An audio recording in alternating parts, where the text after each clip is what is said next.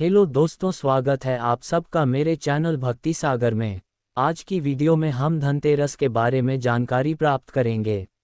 धनतेरस का त्योहार क्यों मनाया जाता है, इसके पीछे एक पौराणिक कथा प्रचलित है। धनतेरस की कहानी। कार्तिक मास के कृष्ण पक्ष की त्रयोदशी तिथि को धनतेरस का पर्व मनाया जाता है।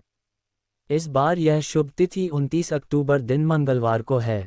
शास्त्रों के अनुसार इस तिथि को समुद्र मंथन के समय भगवान धन्वंतरी अमृत कलश लेकर प्रकट हुए थे। इस वजह से इस तिथि को धनतेरस या धनत्रयोदशी तिथि के नाम से ही जाना जाता है। भगवान धन्वंतरी के अलावा इस दिन माता लक्ष्मी, धन के देवता कुबेर और मृत्यु के देवता यमराज की भी पूजा की जाती है।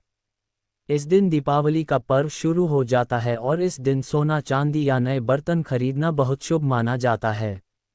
आइए जानते हैं धनतेरस क्यों मनाया जाता है और इसकी कहानी क्या है। चिकित्सा विज्ञान का किया था प्रचार। भारतीय संस्कृति में स्वास्थ्य को ही सबसे बड़ा धन माना गया है और इस दिन को राष्ट्रीय आयुर्वेद दिवस के रूप में भी मनाया जाता है।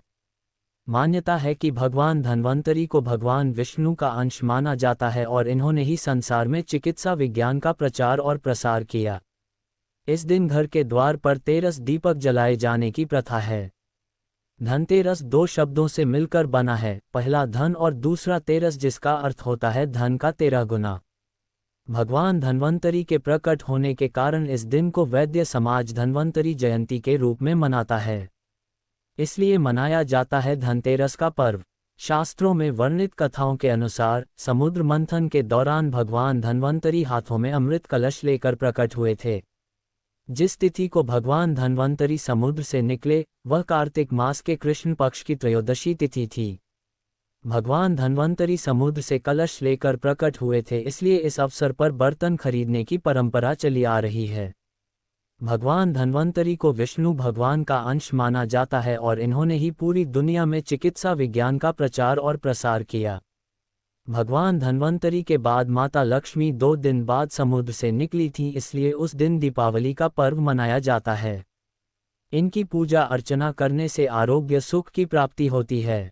धनतेरस की पौराणिक कथा। एक बार मृत्यु के देवता यमराज ने यमदूतों से प्रश्न किया कि क्या कभी मनुष्य के प्राण लेने में तुमको कभी किसी पर दया आती है। यमदूतों ने कहा कि नहीं महाराज, हम तो केवल आपके दिए हुए निर्देशों का पालन करते हैं। फिर यमराज ने कहा कि बेझिझक होकर बताओ कि क्या कभी मनुष्य के प्राण लेने में दया आई है।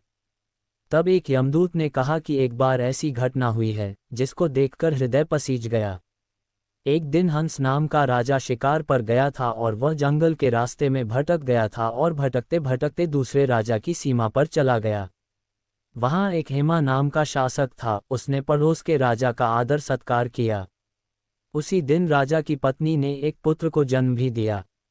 ज्योतिषाचार्यों ने की भविष्यवाणी। ज्योतिषों ने ग्रह नक्षत्र के आधार पर बताया कि इस बालक की विवाह के 4 बाद ही मृत्यु हो जाएगी। तब राजा ने आदेश दिया कि इस बालक को यमुना तट पर एक गुफा में ब्रह्मचारी के रूप में रखा जाए और स्त्रियों की परछाई भी वहां तक नहीं पहुंचनी चाहिए। लेकिन विधि के विधान को कुछ और ही मंजूर था।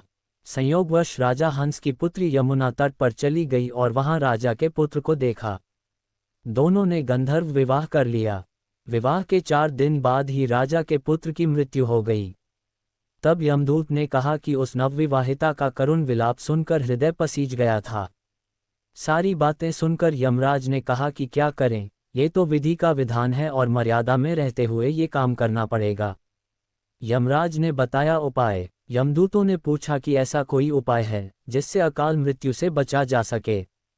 तब यमराज ने कहा कि धनतेरस के दिन विधि विधान के साथ पूजा अर्चना और दीपदान करने से अकाल मृत्यु नहीं होती।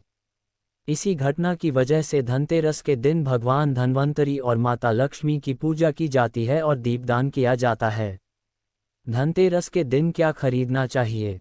धनतेरस पर सोना, चांदी, नए बर्तन और गहने खरीदना विशेष रूप से शुभ माना जाता है।